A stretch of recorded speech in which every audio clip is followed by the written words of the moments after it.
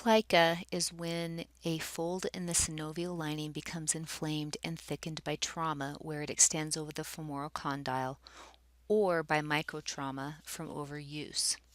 There are three plicas of the knee. The least common is the suprapatellar plica. It originates from the anterior aspect of the femur and inserts on the posterior aspect of the quads. The medial plica is the most common plica affecting athletes. It's also the most common plica to present clinical problems. It runs along the inferior medial femoral condyle to the suprapatellar plica or the medial wall of the joint capsule.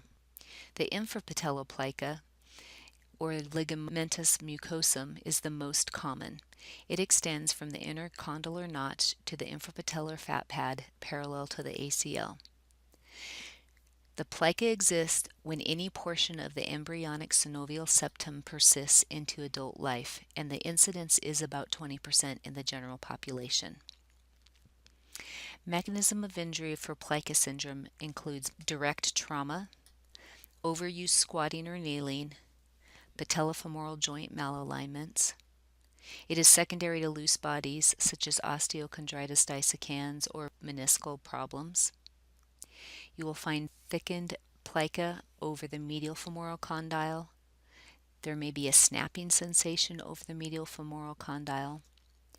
It tends to have intensified pain with increased activity, especially climbing stairs. There will be pain with deep knee flexion and anterior knee pain along the medial edge of the patella. There is a decreased active range of motion and passive range of motion during knee flexion with Plica syndrome. Quad atrophy, particular VMO, will be found due to pain inhibition. There are three tests that can be performed.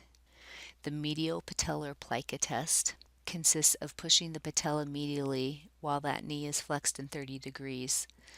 You are feeling for a click or the person complaining of pain. The stutter test consists of the person extending their knee while the examiner's fingers are over the patella.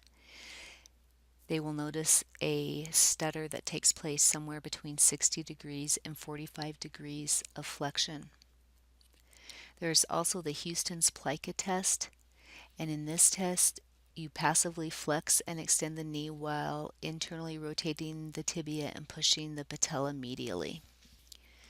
Plica syndrome is going to be diagnosed through arthroscope. Treatment is initially conservative, however, it may lead to a surgical excision at a later time.